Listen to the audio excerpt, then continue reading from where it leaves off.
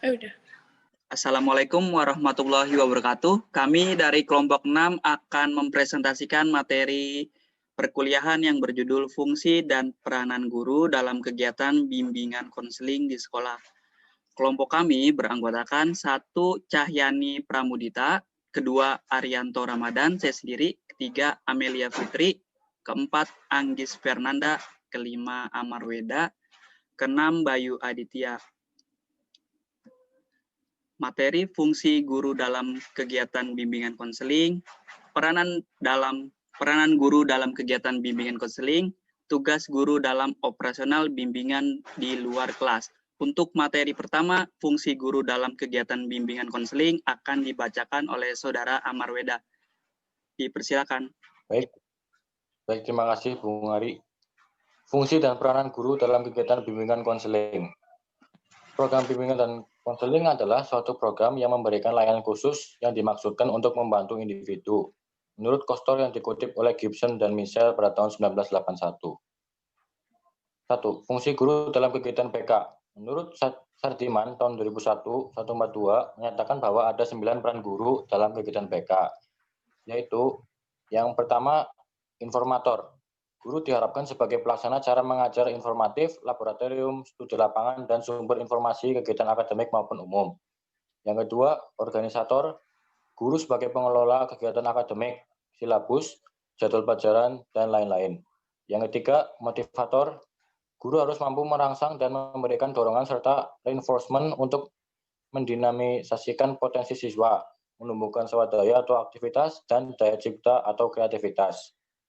Sehingga akan terjadi dinamika di dalam proses belajar mengajar. Yang keempat, direktor. Guru harus dapat membimbing dan mengarahkan kegiatan belajar siswa sesuai dengan tujuan yang dicita-citakan. Yang kelima, inisiator. Guru sebagai pencetus ide dalam proses belajar mengajar. Yang ketujuh, transmitter. Guru bertindak selaku penyebar kebijaksanaan dalam pendidikan dan pengetahuan. Yang 8, fasilitator. Guru akan memberikan fasilitas atau kemudahan dalam proses belajar mengajar. Mediator. Guru sebagai penengah dalam kegiatan belajar siswa. Dan yang terakhir, evaluator. Guru mempunyai otoritas untuk menilai prestasi anak didik dalam bidang akademik maupun tingkah laku sosialnya, sehingga dapat menentukan bagaimana anak didiknya berhasil atau tidak. Ya. Dalam pengertian pendidikan yang terbatas, Abin Syamsuddin dengan mengutip pemikiran Gagne dan Berliner mengemukakan peran guru dalam proses pembelajaran peserta didik yang mencakup 1. Guru sebagai perencana atau planner, yang harus mempersiapkan apa yang akan dilakukan di dalam proses belajar mengajar atau pre-teaching problems. Yang kedua, guru sebagai pelaksana atau organizer, yang harus dapat menciptakan situasi, memimpin, merangsang, menggerakkan, dan mengarahkan kegiatan belajar mengajar sesuai dengan rencana, di mana ia bertindak sebagai orang sumber atau resource person, konsultan kepemimpinan yang bijaksana dalam arti demokratik dan humanistik selama proses berlangsung. Yang ketiga, guru sebagai penilai, yang harus mengumpulkan, menganalisa, menafsirkan, dan akhirnya harus memberikan pertimbangan atas tingkat keberhasilan proses pembelajaran berdasarkan kriteria yang ditetapkan, baik mengenai aspek keefektifan prosesnya maupun kualifikasi produknya.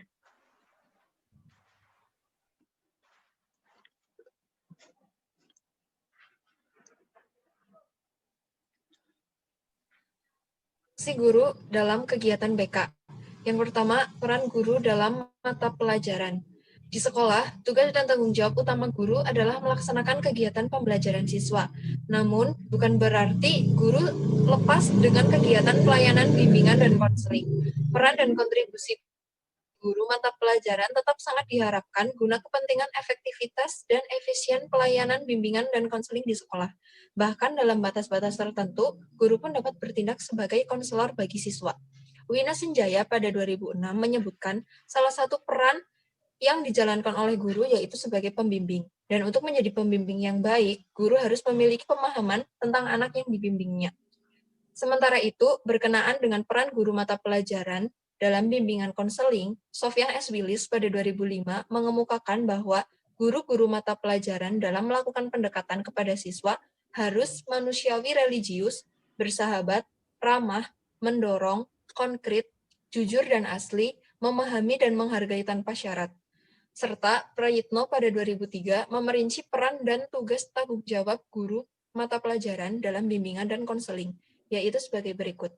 Membantu memasyarakatkan pelayanan bimbingan dan konseling kepada siswa, membantu guru pembimbing mengidentifikasi siswa-siswa yang memerlukan layanan bimbingan dan konseling, serta pengumpulan data tentang siswa tersebut. Yang ketiga, mengalih tangankan siswa yang memerlukan pelayanan bimbingan dan konseling kepada guru pembimbing. Yang keempat, menerima siswa alih tangan dari guru pembimbing.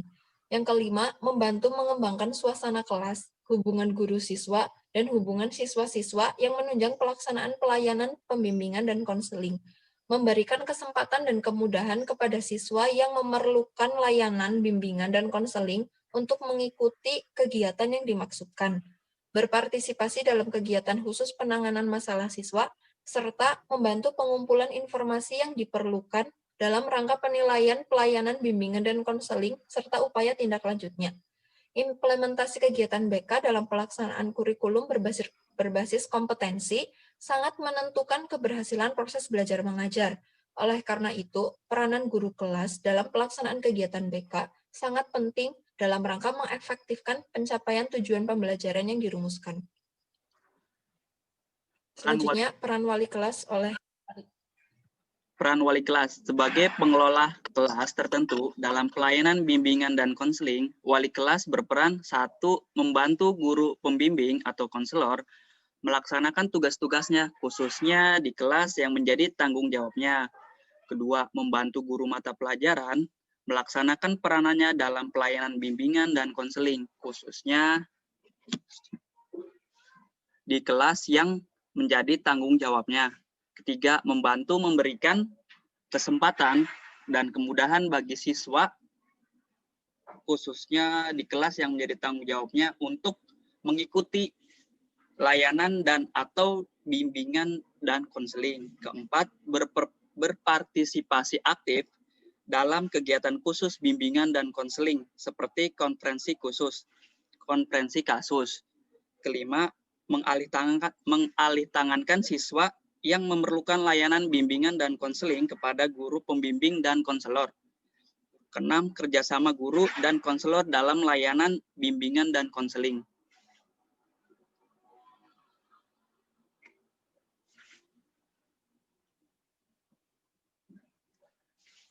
Materi selanjutnya akan disampaikan oleh Anggis Fernanda.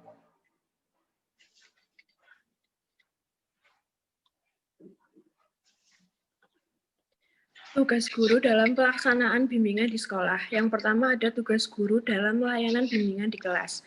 Guru perlu mempunyai gambaran yang jelas tentang tugas-tugas yang harus dilakukannya dalam kegiatan bimbingan. Kejelasan tugas ini dapat memotivasi guru untuk berperan secara aktif dalam kegiatan bimbingan dan mereka merasa ikut bertanggung jawab atas terlaksananya kegiatan itu. Sehubungan dengan itu, Rahman Natawi Muhammad Surya menyatakan bahwa fungsi bimbingan dalam proses belajar mengajar merupakan salah satu kompetensi guru yang terpadu dalam keseluruhan pribadinya. Perwujudan kompetensi ini tampak dalam kemampuannya untuk menyesuaikan diri dengan karakteristik siswa dan suasana belajarnya.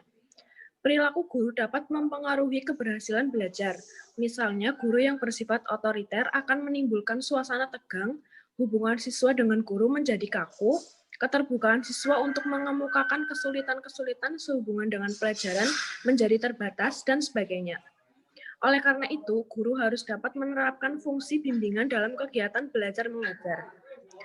Sehubungan dengan itu, Rahmat Natawijaja dan Muhammad Surya mengemukakan beberapa hal yang harus diperhatikan guru dalam proses belajar mengajar sesuai dengan fungsinya sebagai guru dan pembimbing, yaitu yang pertama, perlakuan terhadap siswa didasarkan atas keyakinan bahwa sebagai individu, siswa memiliki potensi untuk berkembang dan maju serta mampu mengarahkan dirinya sendiri untuk mandiri. 2. Sikap yang positif dan wajar terhadap siswa.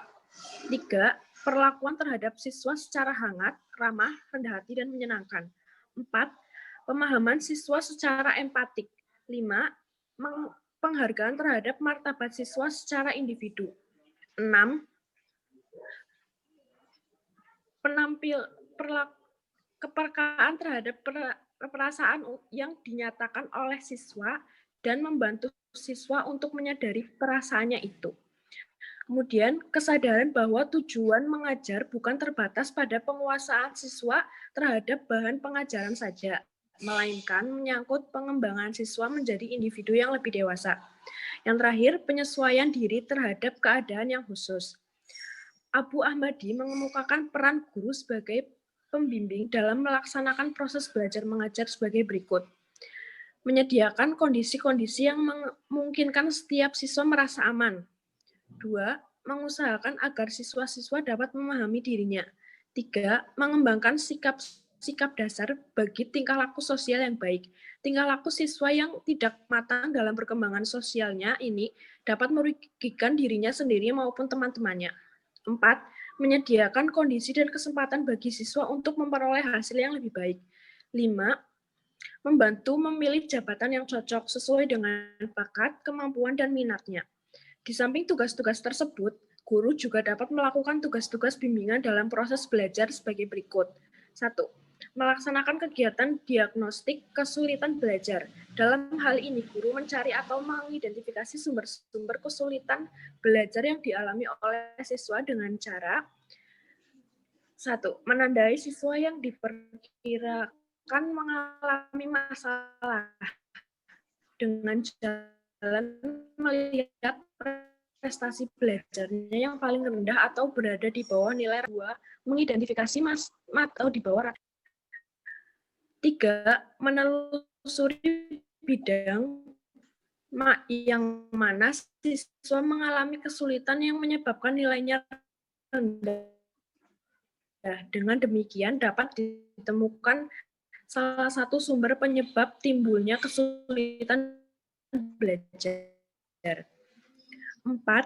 Melaksanakan tindak lanjut. Apakah perlu pelajaran tambahan dengan bimbingan guru secara khusus atau tindakan bantuan sesuai dengan kemampuan dan kewenangan yang belum terkecuali batas kewenangan guru dapat dilitarakan kepada konselor yang ada di sekolah itu atau kepada ahli lain yang dipandang tepat untuk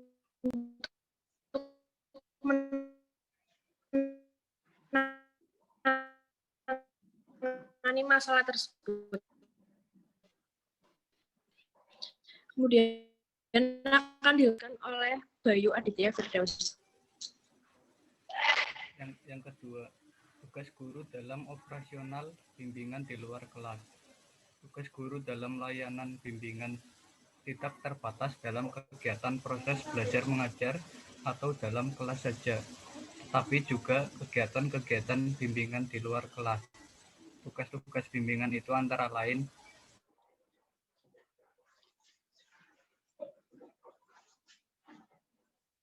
yang pertama, memberikan pengajaran. Kedua, memberikan pengayaan dan pengembangan bakat siswa atau home visit. Yang keempat, membiasakan anak untuk bergaul dengan teman-temannya, bagaimana mengemukakan pendapatnya dan menerima pendapat dari teman lain. Yang kelima, merealisasikan tujuan pendidikan dan pengajaran melalui belajar secara kelompok. Yang keenam, mengatasi kesulitan-kesulitan, terutama dalam hal pelajaran secara bersama-sama. Yang ketujuh, belajar hidup bersama agar nantinya tidak tanggung di dalam masyarakat yang lebih luas. Dan yang kedelapan, memupuk rasa kegotong royongan. Sejalan dengan tantangan kehidupan global, peran dan tanggung jawab guru pada masa mendatang akan semakin kompleks, sehingga menuntut kemampuan profesionalnya. Guru harus lebih dinamis dan kreatif dalam mengembangkan proses pembelajaran peserta didik.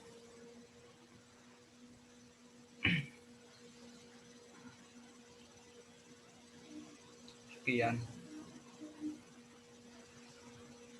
Oke, sekian presentasi dari kelompok kami tentang fungsi dan peranan guru dalam bimbingan konseling di sekolah. Terima kasih.